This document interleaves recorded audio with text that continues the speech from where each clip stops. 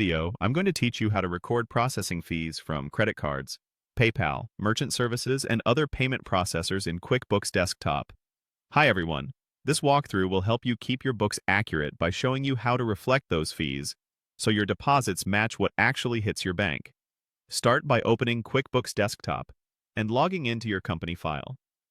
Once you're in, go to Create, then Other, and choose Bank Deposit. This opens the bank deposit window, where you'll record the net deposit and the processing fee so QuickBooks can handle the math for you. In the bank deposit window, look for the Received From dropdown.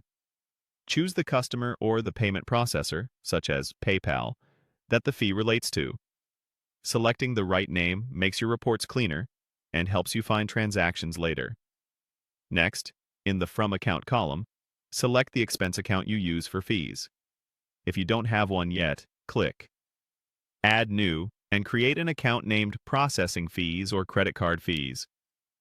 Using a dedicated expense account keeps your profit and loss statement clear and makes it easy to see how much you're paying in fees over time. Enter the payment method, such as credit card or PayPal. This is useful for reporting and for keeping your records consistent. In the Memo field, add a brief, clear note, for example, PayPal fee for invoice 123. Good memos save time when you review transactions or answer questions during reconciliation. Now enter the amount of the fee as a positive number on its own line.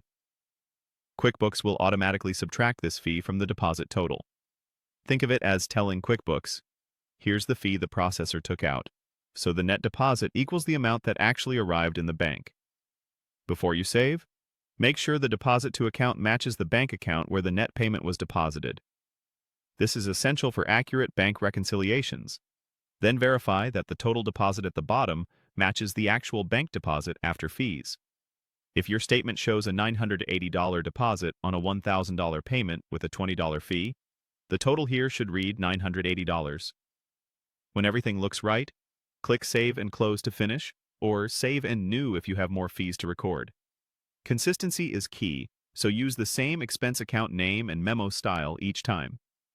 If this video helped, please like, subscribe, and share. Thanks for watching.